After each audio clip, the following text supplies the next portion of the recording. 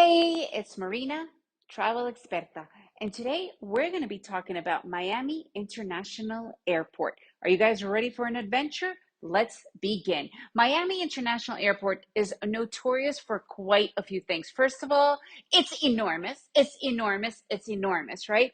Interestingly enough, though, it's not as big as people think it is. It doesn't have like 100 different terminals, like, for instance, JFK or some other airports, but it is a large airport. The other thing that it's really notorious for is the customs. Yes, customs can be brutal, but I'll be honest with you, Fort Lauderdale Airport, and you could go and listen to my podcast about Fort Lauderdale, has been a lot worse. The organization seems to be getting better in Miami for when you enter the country in general. However, don't get me wrong, the checking in and doing the whole service, going through like the whole bag stuff and having yourself checked, that can still last quite a long time. But when you enter into the country, customs isn't as bad as it used to be.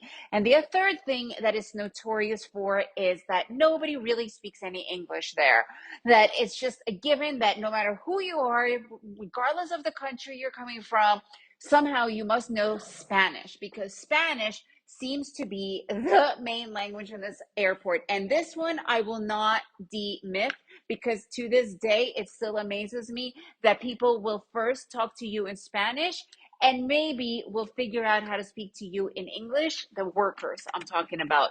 It's quite impressive. Like yeah, you literally are entering a little Spanish Latino area where you have to somehow find an English speaking person.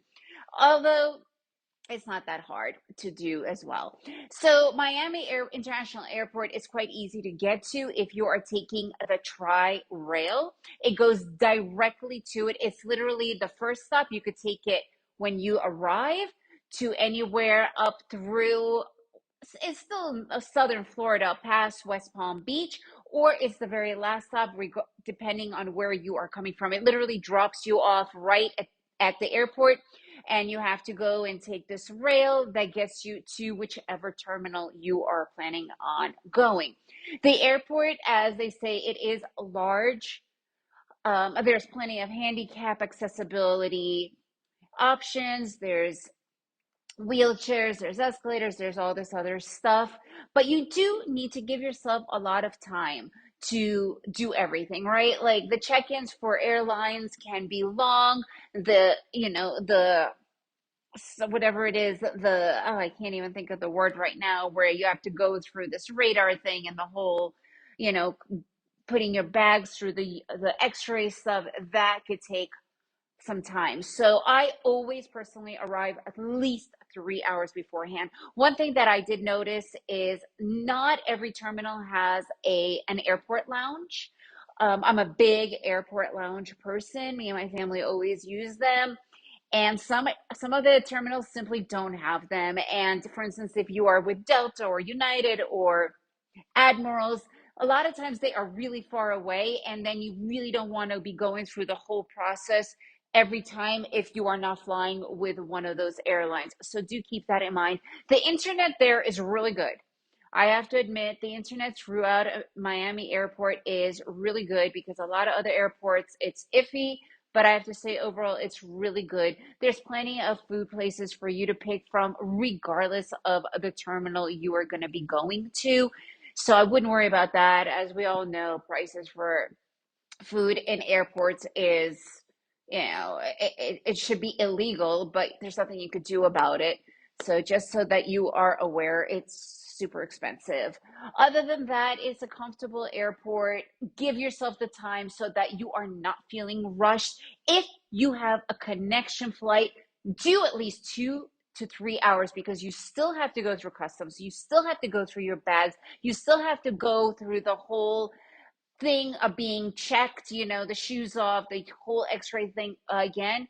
So just make sure that you at least give yourself 2 to 3 hours connection flight. I never do anything less than 2 hours anymore because the stress is through the roof. It's not worth it. They do have plenty of car rentals that you could go there. It's very easy to find no matter the terminal you're in. Also, there is a hotel right there in the airport. So if you have a super early flight or for whatever reason, there's an airport hotel right there. I've stayed in it once before. One of my airlines overbooked, or the connection, I can't remember at this point, or the connection was too short, and we ended up in the hotel, and it was a decent hotel. Other than that, there's everything you can possibly imagine in Miami International Airport. It is definitely the largest airport in Florida, bigger than Fort Lauderdale.